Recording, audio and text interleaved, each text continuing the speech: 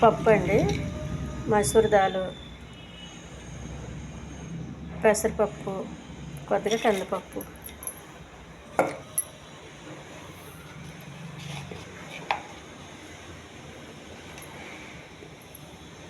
కొంచెం అల్లం వెల్లుల్లి పేస్టు,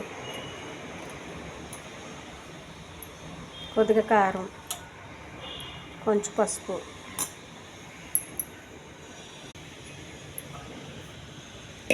పాలకూర అండి. పప్పు తక్కువ వేసుకొని ఆకుకూర ఎక్కువ వేసుకోవాలి.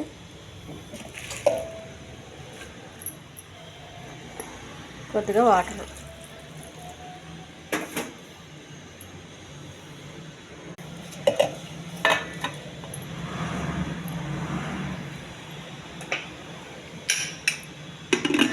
ఒక 5-6 విజిల్స్ రానివ్వండి.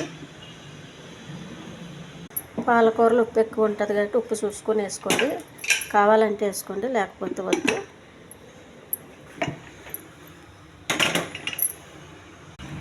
స్టవ్ మీద పెట్టానండి, కుక్కర్లో పెట్టి వేసుకోవాలండి. ఉల్లిపాయ, కరివేపాకు,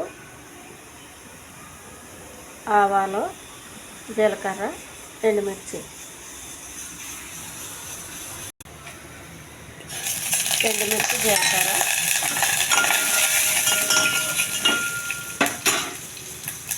కరివేపాకు, ఉల్లిపాయ కొంచెం బాగా వేగించుకోవాలండి. పప్పు, ఆకుకూర అండి, దీన్ని మెత్తగా చేసుకోవాలి. దీంతో పప్పులో వాటర్ అండి, ఇది కొంచెం వేసి కలుపుకోవాలి.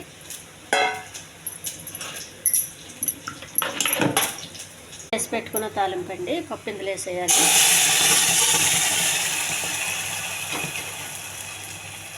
ఈ పప్పు చపాతీకి, అన్నంకి చాలా బాగుంటుందండి. చాలా టేస్టీ పప్పు ఇది. ఇది గట్టిగా ఉంటుందండి, ముద్దపప్పు టైపులో. నేను ఉప్పు వేయలేదండి, పాలకూర ఉప్పు ఉంటుంది కాబట్టి మీకు కావాలంటే వేసుకోండి.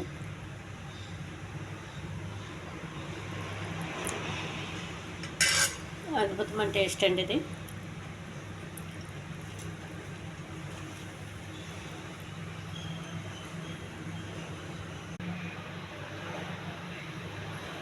పాలకూర, మైసూర్ దాలు పప్పు రెడీ అయ్యిందండి.